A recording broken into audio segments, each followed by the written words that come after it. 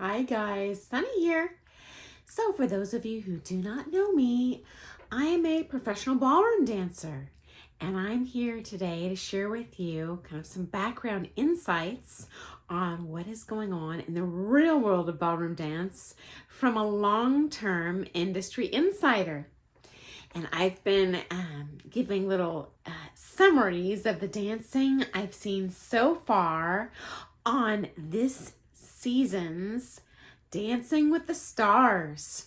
So if you missed my previous reviews, I'm going through the couples in order to give you some detailed background info on why they were marked, why they were, and my opinions on who's going to come back and such. And I'm going to share those links before if you missed the previous reviews. So next up on our list, the sixth couple on the floor was Jason Mraz and Daniela. So Jason is the one who is a singer, and I love his song, You and I Both. And they danced to a cha-cha, which was one of his songs. And as I've commented in some previous videos, I'm not really keen on all the songs they choose for this program. Some of them are very difficult to dance the styles that they've assigned to each couple. And I strongly suspect the network is getting a kickback from these artists or from that artist's record label to promote these specific songs on this program, because I do see a lot of cross marketing on this show. Okay. So coming out of the shoot, when walking out, he looks pretty short. So I looked him up online and he is 5'9". So he's not crazy short, but he is not extremely tall. And frankly, that is going to be in his best interest as a ballroom and Latin dancer. It's easier to dance well when you have a lower center of gravity. So usually the shorter couples actually have a little bit of advantage, especially when they're first learning to dance. It's going to be a little easier physically to do it correctly, okay? Now, in the end, they tied for second place, by the way. In my opinion, he was the most improved of all the dancers from the few clips we saw of all the dancers practicing and meeting their pro. And then you saw a little bit of progress from there for all the couples from the practice to when we actually saw them compete on the live show Tuesday. Okay.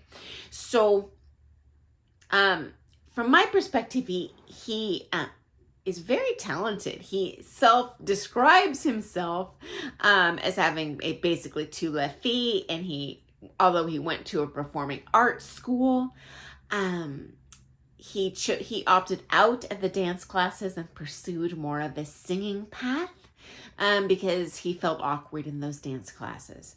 But clearly he does have some talent, so it'll be interesting to see how far he progresses in the series. It was kind of sad when Daniela first met him in the practice floor. That's his pro. You could see visibly the disappointment on her face when he shared with her that he didn't think he was good naturally at dancing and he felt awkward. And I can tell you, honestly, from a pro's perspective, when you're assigned a star on this show, you do go into it before meeting them with a kind of an expectation of how they might do. So knowing that I was assigned a star that was a singer, I'm going to go in with the assumption, certainly, that they have musical talent, which goes a long way. But I'm also going to assume they've had some possibly extensive professional dance training for performance purposes.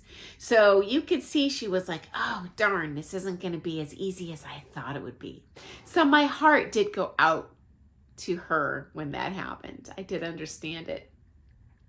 At this point, again, I haven't gone through all the couples yet, but at this point in the show, I'm still thinking Sochi actually is still in the lead. But there's some more couples to come, okay?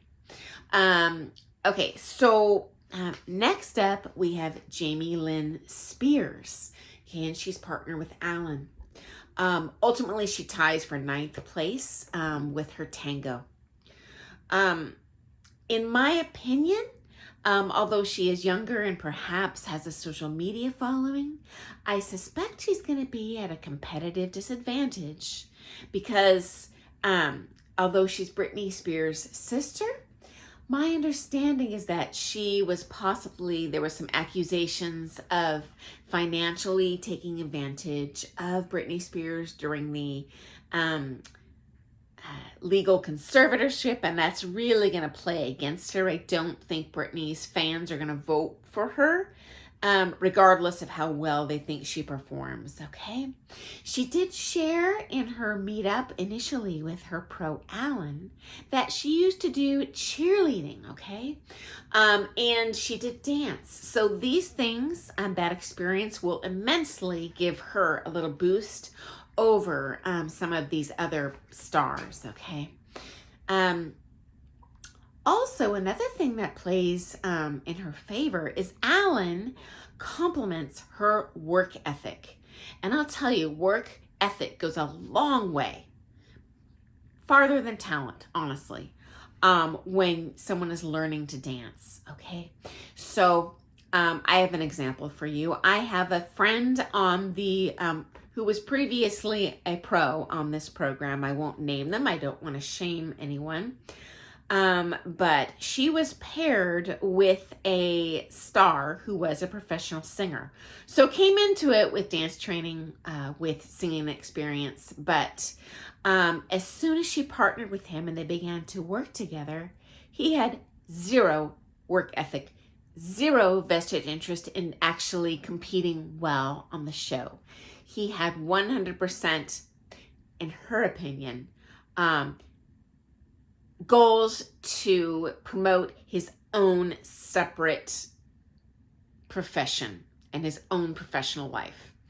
And she couldn't wait to be voted off because his dancing was horrible and he was not trying at all. And as a professional, I am totally fine teaching someone who has 2 left feet. It's a fun challenge for me. I love seeing everyone improve. I can help everyone improve. But if they don't want to, I am powerless. And especially if I were in a nationally televised show as a professional dancer, I would be embarrassed that the audience doesn't see that in what they choose to broadcast on the program. And they're going to think perhaps I'm an incompetent professional. So, my heart went out to her when she was partnered with this person. So in a nutshell, Jamie Lynn is going to be a contender if she does have that great work ethic, okay? Honestly, coming out of the shoot, though, I was shocked at how bad of a dancer she was. Honestly, and all the marks from the judges, honest to goodness, she was the most overrated. I was absolutely somewhat stunned by this. All sorts of problems, standing leg action, foot flexibility, foot strength, flat feet. I would absolutely not have scored her as high. I don't know where those marks came from, but as I've discussed in previous videos, a couple of the judges on this panel are totally incompetent and don't know what they're looking at. And I'll need to go into that in detail in another video. That'll be super interesting to hear, for you to hear kind of the background 411 on what the deal is with each of these judges. By the way, Derek, just to confirm, is a superstar. Legit, fully trained dancer, competent, good teacher, excellent judge. Anyway, next.